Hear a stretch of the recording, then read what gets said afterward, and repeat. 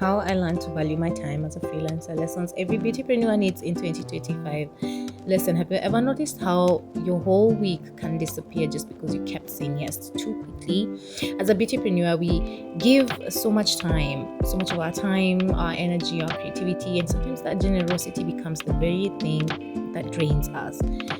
Today, I'm sharing the real shift that helped me stop hustling from a place of panic and start building from a place of peace. If you've been overwhelmed, overstretched, or secretly tired, this live is for you.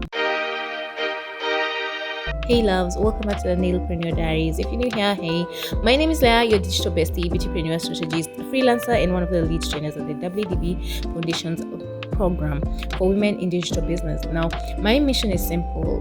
I always say I'm here to help solopreneurs and beautypreneurs build, lead, and uplift their brands with clarity, consistency, and confidence. And today, oh man, we're diving into a topic that hits home, literally, like currently, but also for every nail tech, more men's makeup artist, braider, and creative I've ever worked with. I've seen online, people have, observed, and this is a thing, So we're going to talk about how to value your time, how to protect your boundaries, how to stop letting everyone else run your week.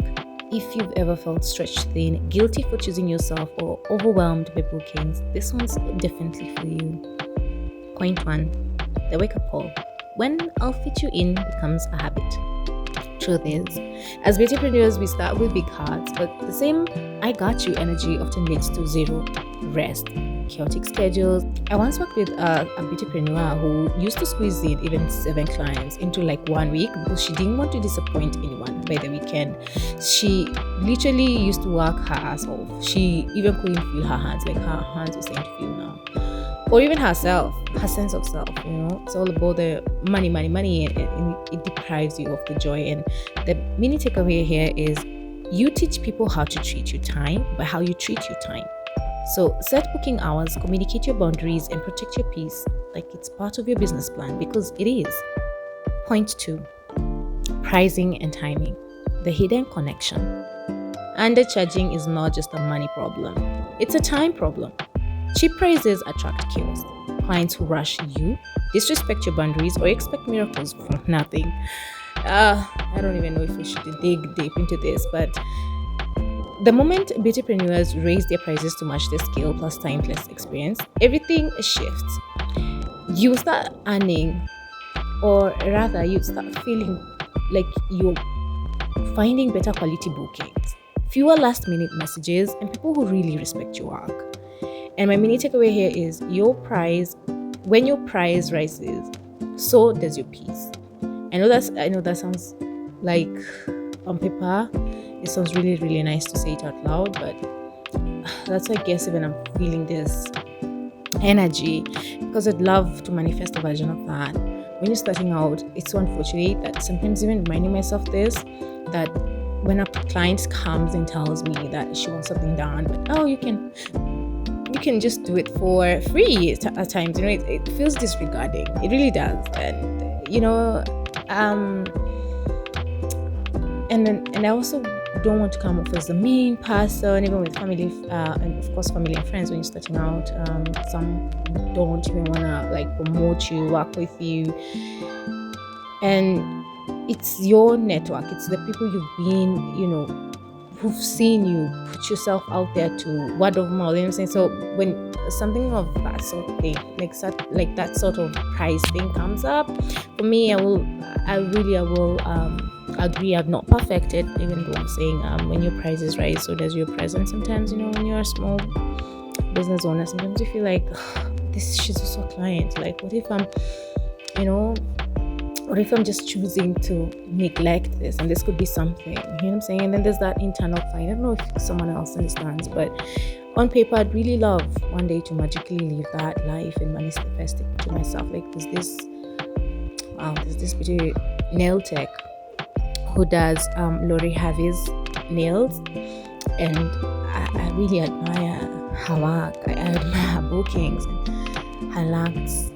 Simple, like aesthetic pleasing, like aesthetically they're so cute. The nails are so cute and so lax, like French tips. That, you know what I'm saying? It's simple pink polish and French nails, but I'm obsessed with her work. I like it. You know, it gives an elegance of, I don't know, a sense of, wow, this is something expensive.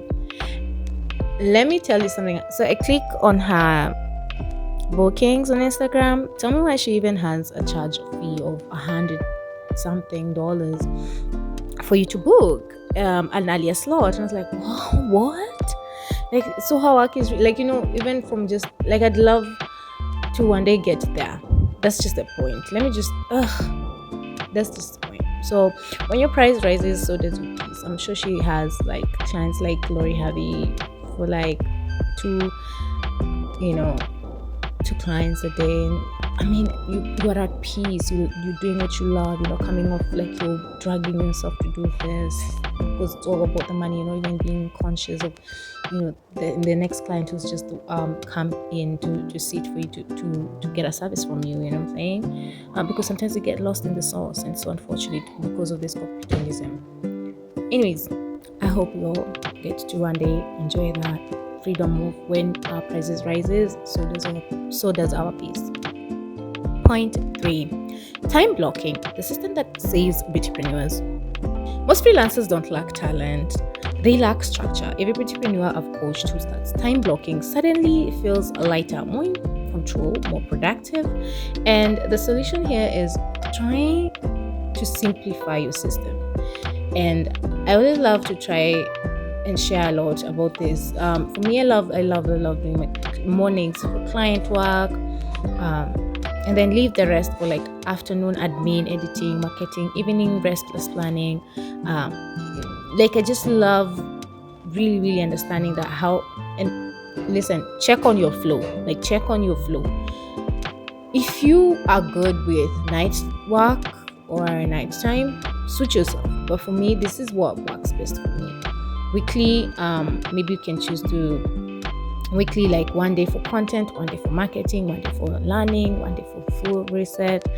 And I was just telling my sister, because she was banging something, I was just telling her, Tuesdays, Tuesdays are for my recordings. Tuesdays is when I do voiceovers for next week's content, because I need to stay on time and on you know what I'm saying, on the goals that I've set. And I was just explaining it to her, and she was like, well, just move it. And I was like, no, it can't happen. It must be on Tuesday, and it's at this time. And I'm just here. And she just said, I'm thinking back of what she said, and she told me, yeah, it's because you really know how to plan things well and plan your day well. And I was like, okay, I don't know if that's a compliment or she just meant it because she's my older sister and she's just trying to drag my ass out.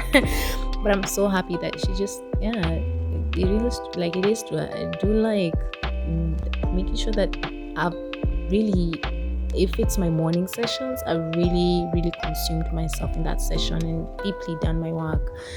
Even if it's just sitting down, setting the timer like right now, 15 minutes, make sure you've done that voiceover, edited that video, and that 15 minutes turns into a 90-minute work session that feels so fulfilling. The video is done, it's uploaded. You know what I'm saying? Like, just choose to really simplify your system with how your flow is.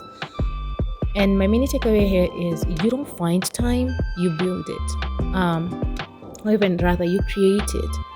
Because you create time for things you love. And there's something I think Dario Vasile said when he was sharing about how his podcast grew so fast. It's because and he said, when you really love something and you can do it for free, and I can relate to it. Like, if you really love something and you put yourself out there, even if it's not paying you, but you really love it, the universe has a way of just compounding that interest and sending it in folds, like 10 folds, a million folds.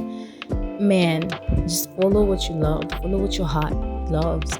I don't like speaking a lot about myself, but at the same time, I feel like when I give references to myself, I want you to understand that I'm not a perfect Debbie. Like, please don't get me wrong, I be fucking up.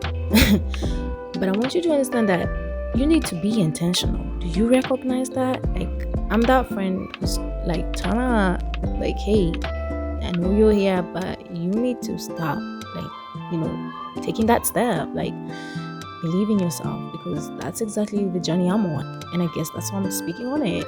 So I don't want to get to where my destination will be and where my destiny is destined, and you're looking at me. No, I want you to remember that no, she really did want this. Like, how some people, it's like people like Beyonce say, Beyonce really had to end up being Beyonce, you know what I'm saying? Because she puts work in. When you see her documentaries, and she really does put work in, man. You know what I'm saying?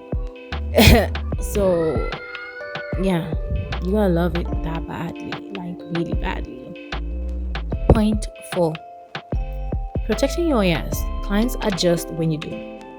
Saying yes to everything is the fastest way to lose yourself and your passion. Now, I'm gonna say I'm so sorry for the background noise that is always consistent. The kids are home for the holidays, guys, and what can I say? I've tried to ignore, but guys, bear with me. Oh my god. Anyways, the moment beautypreneurs introduce prepayment rules, strict hours, booking cutoffs, times, and something magical really starts happening. I'm in this group about for beautypreneurs, and it's by Salon Assured, and I really like how they really are trying to uphold the standard for the beauty industry and hair industry in Kenya. I was even looking at their job boards. That's how I even actually ended up knowing about them. I applied for a job, and I was hoping I was going to be, able to have fair and go and attend. I didn't have fair and I didn't attend, but it's like how they seem to really want to uphold the professional standard in the cosmetology industry. It's really nice. I'd hope that the moment beautypreneurs introduce like this stuff, like prepayment rules, that we're seeing American nail techs who I love watching their vlogs. You know what I'm saying? Like, she has like these strict hours, booking cutoff times. Like, really, I can tell from the videos, like something magically really happens with them. Like, clients do want to adjust to her work schedule. Clients really do respect her craft, like, more. They do recommend her more, because they love her work. They respect her craft. You know what I'm saying? Clients even treat her time like it matters. Whether it's like at home manicures or pedicures or facial, you can see it, and I'd love it to be one day happening in Kenya. And my mini takeaway here is, when you protect your time, you attract clients who honor your craft. I'd love for all of us to really one day get to that, because the truth is, learning to value your time is an act of self-respect. It's you choosing to believe that your work, your energy, and your peace matter. And this journey is exactly why I'm so passionate about digital empowerment and the work we do at WADB Foundations Program, and of course Empower Her. Because listen to me, you don't just need skills, you need systems, you need clarity, you need sisterhood. This isn't just another training, it's really your passport to digital empowerment, to confidence, online presence, business systems, community, and of course you get an accredited certification, and also learn how to sustain your growth. Your time is valuable, your future even more. So join the WDB, the Sports are always limited, guys. Join now. Now, before we wrap up, tell me in the comments which parts hit home the most for you today. And don't forget to like the video, subscribe, share it with the beautypreneur who needs it. Your engagement helps us reach more freelancers who are building from scratch, just like you and other beautypreneurs. And I'd love for this community to grow. And one day we can even have events for ourselves. And if you're new here, hi again. Here's how we roll. Nailpreneur Diaries and productivity and mindset tips like today happen every Tuesday. And soulful chats every Fridays. This is where I sit down as a fellow founder and we just get to talk and just remind ourselves that building from scratch isn't the struggle, it really is the story. And thank you so much for watching. Discover how to value your time as a beautypreneur, faith-led tips, mindset shifts, and systems for nail techs, movers, and freelancers ready to grow with clarity and confidence.